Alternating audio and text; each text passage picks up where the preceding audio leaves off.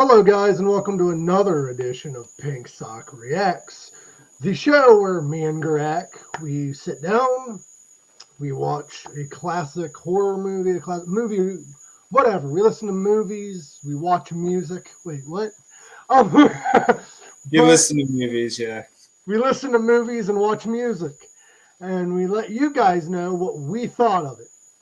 Now, when it comes to movies, we are going to go in the best order that we can of how the movie played out. We might miss parts, whatever. We're not going to talk about every little aspect about an hour and 30-minute movie. We're just briefly going over it. Because we are humans, we're not going to remember every little fucking thing of a movie. I didn't get time to watch it because I was at a gig, but I've seen it so many times. But yeah, You're good. There might be some things that I mentioned that you might not remember. Now, when it comes to Gremlins, should we talk about the movie and then afterwards go over some trivia stuff, or should we get the trivia stuff out of the way? talk about the movie, then do some trivia stuff. All right. Well, the movie starts off. We're just going to take off from here. Before we do that, though, I'd like to give some shout outs to some shows. We got Royce In The House. He has his own little show on YouTube. He's a good friend of ours. We have Just the Facts Dan. Go to his YouTube channel, check him out.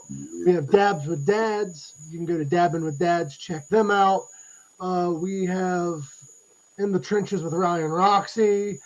We have Catfight Coffee. We have a lot of them. They're in the description below. We also have a guest on Monday. It's not going to be a live episode, unfortunately, but it is going to be a show nonetheless. We have Timo of Armored Dawn. He's going to be You can't pronounce his last name. Timo. I forget how he said it's pronounced, and I don't want to do that. Karowski? Karowski, I think is how Is he it? said it. Karowski?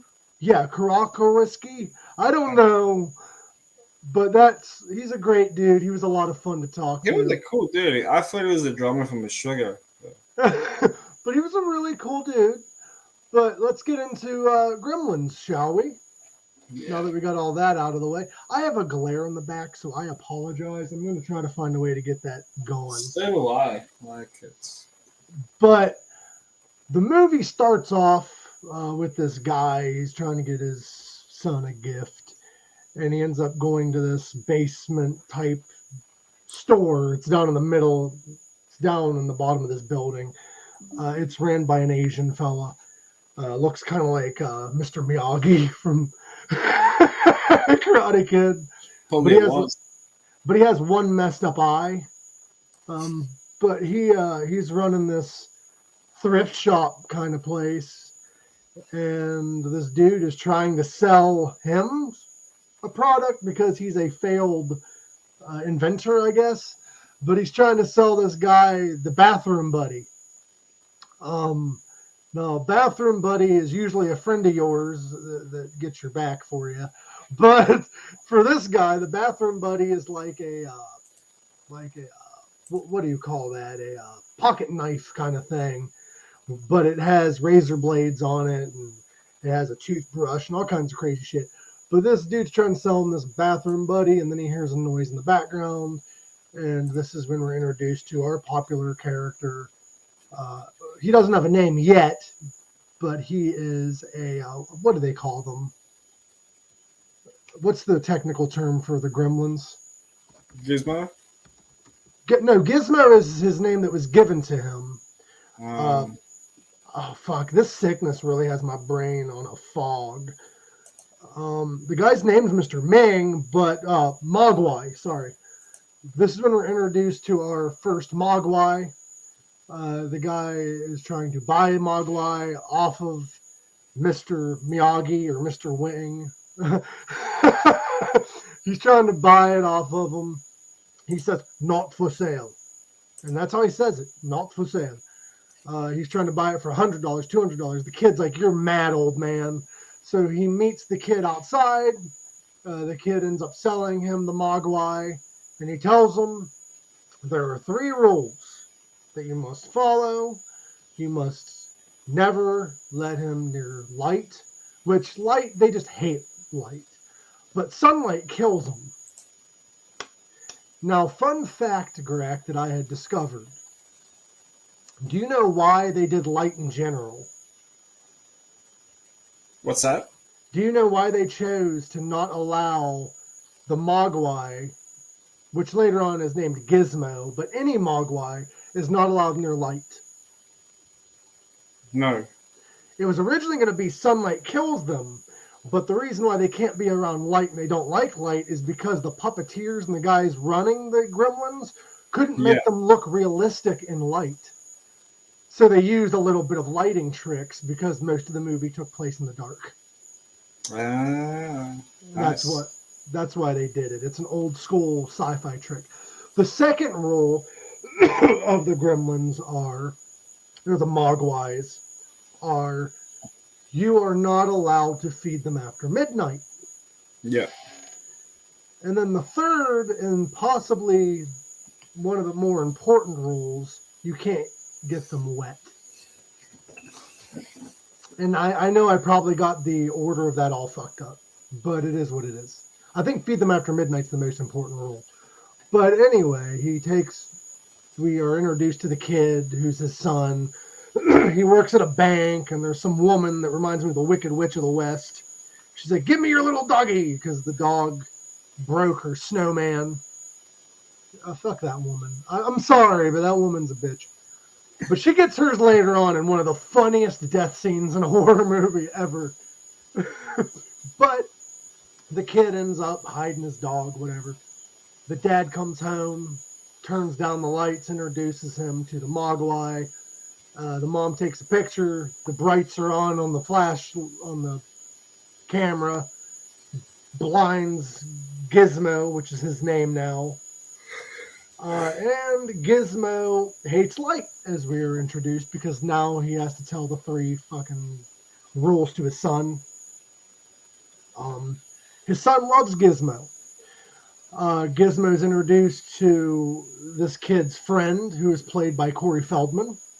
Yeah. Which, fun fact, this is the first of 2 horror movies that Corey Feldman played in this year. In 1984. Do you know what the other horror movie was? No. Friday the 13th, the final chapter. Corey Feldman was in 2 horror movies that year. Fun little trivia. We're going to kind of cover some trivia as we go. Now, the Gremlin or the Mogwai, Gizmo, is then introduced to this friend of this kid's. I'm not using very many names, but the kid's name's Billy. I forget what his friend's name is, but they're introduced to this Gizmo, and the friend is drinking a glass of water, which is very important because he accidentally spills the water on Gizmo, causing Gizmo to freak the fuck out, and he pops up these little fur balls. These little tiny fur balls. Fun fact, those fur balls are actually balloons covered in fur. Because that's how they get it to expand. We find out that if you, much like a woman, if you get them wet, they reproduce. What, Greg? It is true. It is true, but yeah. You have to bring that up. But you get Gizmo wet, he reproduces and produces a lot more of these Mogwai. The kid keeps them in a little box. And they go about their day. He shows his father, hey, this is what happened. We're introduced to some of his dad's crappier inventions, like the egg breaker, which is awful. Eggs all over the place. We were introduced to his orange. That was like the best invention ever. It was, but it only lasted a day. Like most of his things. The orange juice maker spit orange juice everywhere. Yeah. Then we're introduced to like this kind of like pompous asshole manager at the bank that he works at, trying to hit on the waitress to no avail. However, Billy, he ends up getting a date with this girl. Yeah. Which ends up being them running all over the neighborhood, but we find that out later on. He ends up taking this Mogwai one of the many Mogwais, taking it to the school where a science teacher, is going to do experiments on it to figure out what it is. Now, go back to the house. Billy is about ready to go to bed. He ends up seeing the Mogwais there. He looks at his clock. It's 11:30. So he goes downstairs, gets a plate of chicken wings, and feeds all the Mogwais. Gizmo is the only one that isn't in the box because he's well behaved. The other ones are ill-mannered. Now, next morning, we find out that the Mogwai at the school ended up eating past midnight. So did the Mogwais at Billy's house because they unplugged or bit through the clock that Billy had. So they went into little cocoons and they turn evil, which is the opposite of what happens to some of the women I've been with. You know, you feed them, they end up happy. These ones you feed them, they end up evil. Come on, dude. That happens with men too. We get hangry. But it's the opposite effect with these little guys. They turn evil. They start running havoc through the neighborhood because they get loose. And this is when the death starts happening. The one that's loose at the school ends up killing the scientist, and Billy ends up coming into the college or school or whatever it is, finds out that he's loose throughout the school. Then he goes home and finds out that the ones are loose at home. Almost kills his mom with a Christmas tree. His mom goes Rambo and starts killing them all, kind of like Metallica. But Spike, the leader, is loose in the school.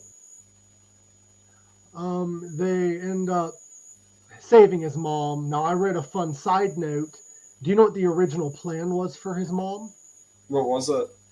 The original idea was Spielberg and Dante were going to kill the mom and behead her.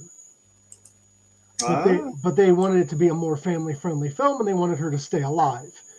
So in the film we got, because if you notice, none of the death scenes, you really see much violence. There's no blood in this movie. Yeah. It's family-friendly. It was originally released as a PG movie, but due to it scaring children, they made it PG-13. In the second one, you see a little bit more violence. Yeah, a little bit more violence than the first one. The first one was more of a family-friendly horror movie. Yeah, it was. Yeah. There's no blood. You don't really see much death. You get a lot of suggested death scenes, which happens in the next couple scenes where the Gremlins, what happens is Spike ends up going to a YMCA and jumping into a pool and repopulating because all the other ones are dead. The only death scenes you really see is the actual Gremlins being killed because his mom shoves one in a blender, his mom stabs one. One's in the microwave. One in the microwave. That's a cool scene where it explodes. Yeah, I was going to say that's... I'll say it now, but that's one of my favorite scenes in the movie. Yeah, like the only death scenes you really see are the actual Mogwais dying. Yeah, like you don't really see humans. You don't see humans get killed or anything. Like they just get like terrorized, and that's about it, really. Yeah, the only real death scene you see is the next couple scenes I'm going to talk about, where that there's an alcoholic neighbor they have. And he ends up getting hit by, I think Spike it is, after they multiply at the YMCA. They start wreaking havoc at and throughout the town. And Billy tries going to the cops after he drops his mom off at another neighbor's. And to no avail, the cops don't believe him until they go out and see the havoc being wreaked. Yeah. One of the guys gets hit by his own truck. It's like a forklift or whatever. It's not a forklift, but it's like a plow. And he gets hit by it, but you see him go, there's gremlins in my car, but you don't see him actually being hit. Yeah. And I believe he survives because I think he's in the sequel. I think so. He survived that because I do believe he's in the sequel. He plays a major role in the sequel, if I'm not mistaken. I haven't seen the sequel in years. But he gets hit by his vehicle. The older lady that's like kind of a enemy earlier on in the movie, she's walking around her house, thinks there's Christmas carolers. She goes outside and it's mogwais, or I don't know what they're called at this point because they're like reptilian creatures at this point. But she turns around, goes to go on her little lift, and she goes flying up it and flying out the goddamn window. Yeah. I thought that scene was funny. But hers the only death scene you really see. Because she's like laying in the chair, her feet up in the air and stuff. But I don't know if she dies, because you don't really see anything happen. You probably just imagine she does. Or probably tied up, and that's it. Yeah, it's all up to the imagination of the viewers. But the Mogwais are all like, or whatever you call them at this point, they're all like fucking demonized and reptilian, and they're wreaking havoc. They're at the bar with, what's her name, the love interest of Billy. They're not killing her, though. They're just causing havoc at the bar. She blinds them by using a camera. Yeah. And one of them has a gun and starts shooting at her, but doesn't. They miss. They have like the aim of a stormtrooper in Star Wars. But it's just, it's crazy. Not one death scene in this movie. Thank you everyone for listening, by the way, that's tuning into this. But anyway, they wreak havoc. They end up all going to a movie theater to watch Snow White and the Seven Dwarfs because lights are starting to come on outside. Yeah. And Billy ends up sneaking into this theater, catching it on fire, and it blows up. But due to Spike being at a local candy store, he's not in that fire. Billy notices Spike, and everyone's probably wondering, where's Billy's dad? Well, he's at a science convention this entire time. He's completely out of the picture. They end up running throughout this candy store trying to catch Spike. Spike ends up escaping into a electronics store, and they're kind of like chasing him throughout like this kind of like a mall kind of thing. Yeah. He notices a water fountain. He's trying to get remultiply through that water fountain. Billy's all stabbed up because Spike shot him with some kind of a spear gun and shit before getting away. And then this is when our little Gizmo is a badass, and he's riding this little car. And he ramps this sled, kind of, not a sled, but a shovel. He ramps it, ends up landing in bushes. His car explodes. The Mogwai is shooting at him. Gizmo opens up the light, kills Spike. He's all melted, decapitated and shit. Yeah. And then they pick up Gizmo, take him home, and then Mr. Miyagi shows up. He shows up, and he's like, wax on, wax off. No, he shows up and picks up Gizmo and says, you're not ready for him. He doesn't say you're never going to get him, so it leads up to a sequel.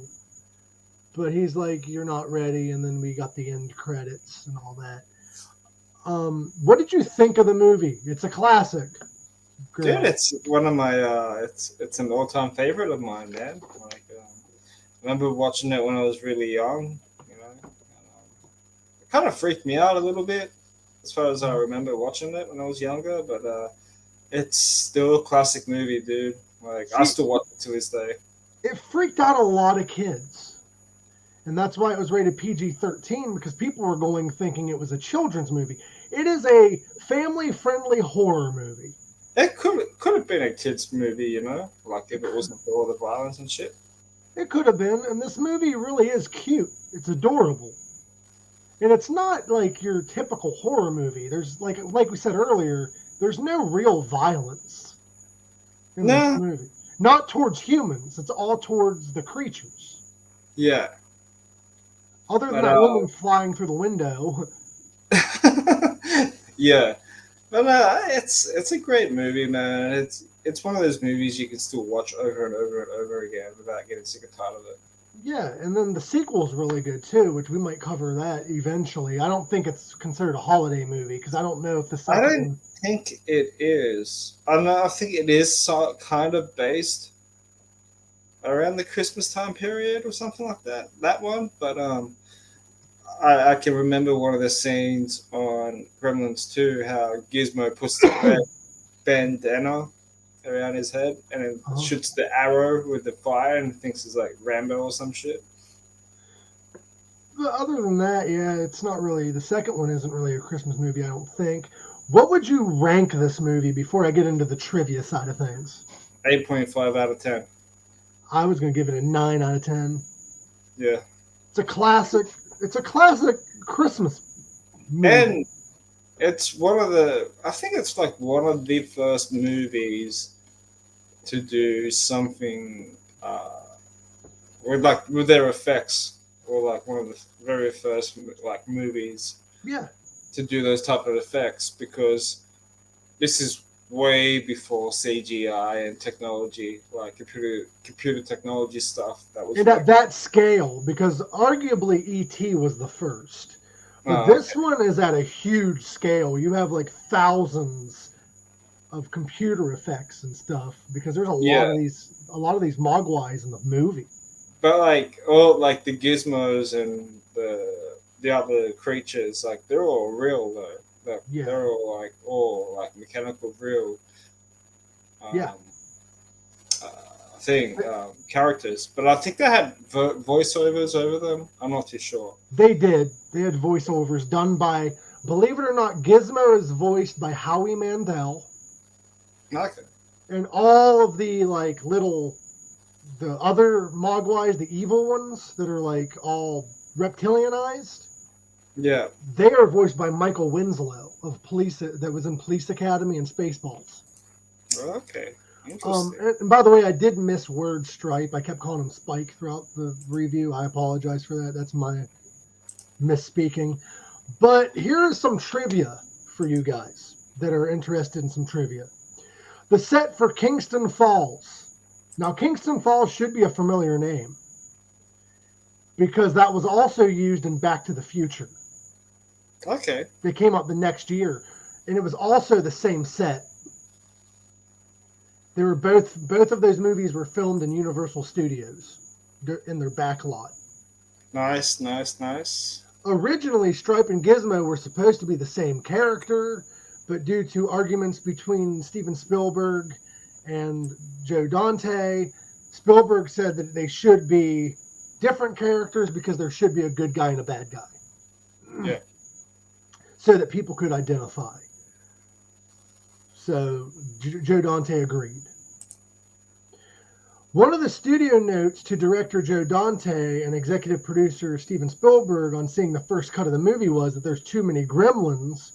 Spielberg, being the dick that he is, he said maybe we should just release it by cutting all of them out of the movie and just call it people.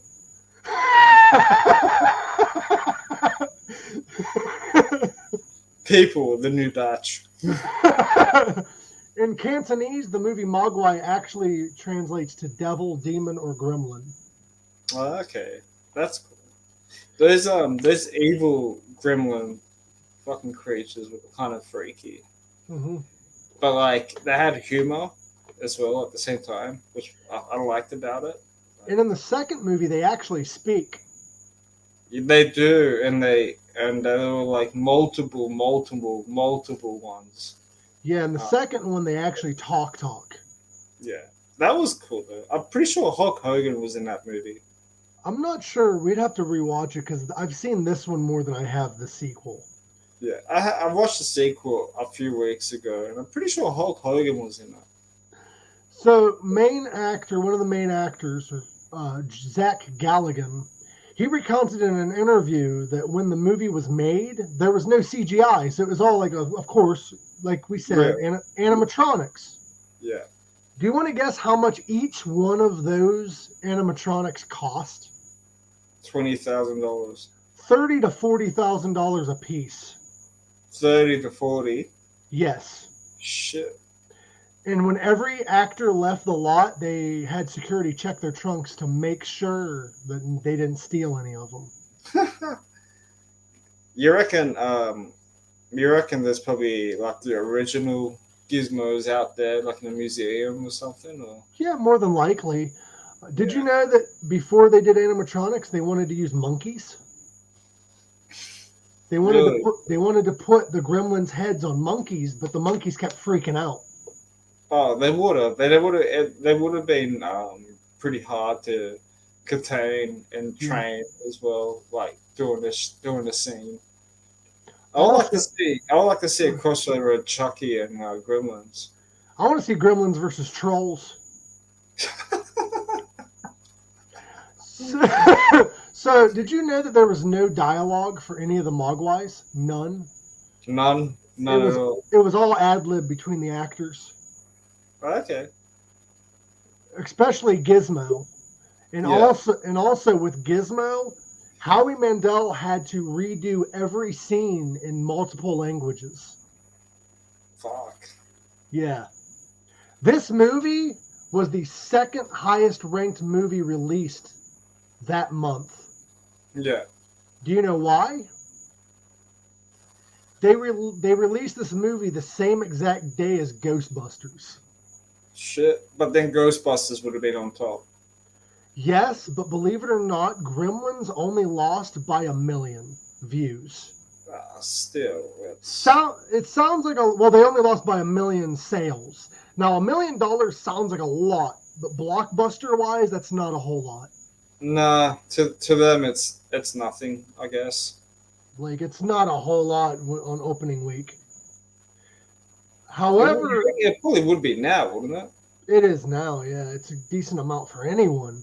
But honestly, 1 million on opening isn't considered highly ranked, like not much of a difference when you're going up against Ghostbusters.